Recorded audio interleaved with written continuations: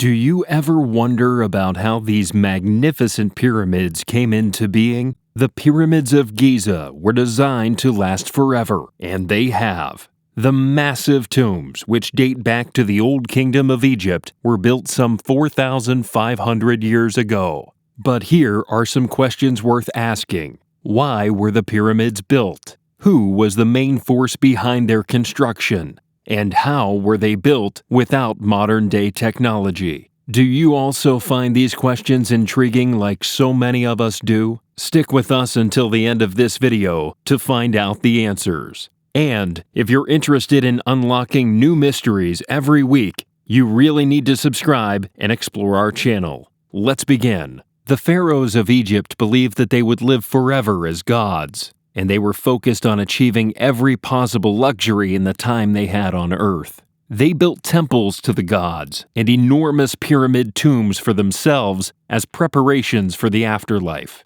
each containing everything a king would require to govern and survive in the next life. Around 2550 BC, Pharaoh Khufu primarily started the construction of the first Giza pyramid. The tallest structure in Giza, his Great Pyramid rises 481 feet above the plateau. It is no shock as to why these beautifully constructed pyramids are considered to be one of the 8 wonders of the world. Around 2520 BC, Pharaoh Khafre, son of Khufu, started the construction of the second pyramid at Giza.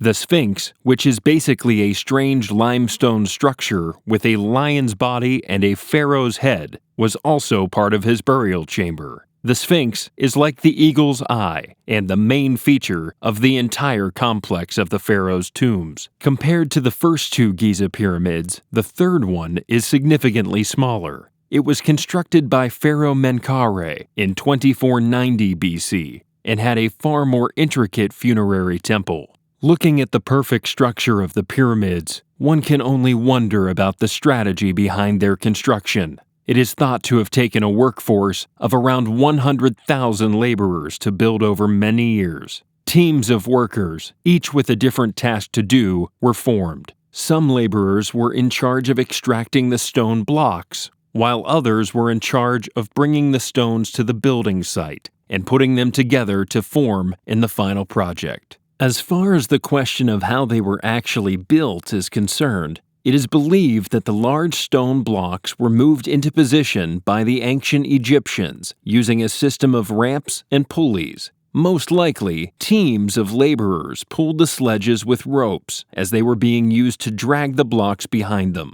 The blocks were put in place after which they were raised into position using a combination of counterweights and levers. Now, this theory does make some sense. However, according to another perspective, wooden sledges carrying stone blocks were pulled up the sides of the pyramids using causeways. Water was used to lubricate the ramps, to lessen the friction as the bricks were hauled. 10 men would be all that were required to haul a stone block up a ramp. There may have been several ramps on either side of the pyramid at various elevations, and as the pyramid became taller, a ramp may have been wrapped around it. Stone blocks may have been moved into position using wooden rockers when they reached the correct level. According to what historians believed previously, the Great Pyramid at Giza was constructed over 20 years by 100,000 men, but according to modern scholars, just 20,000 men may have worked on its construction over a 20-year period.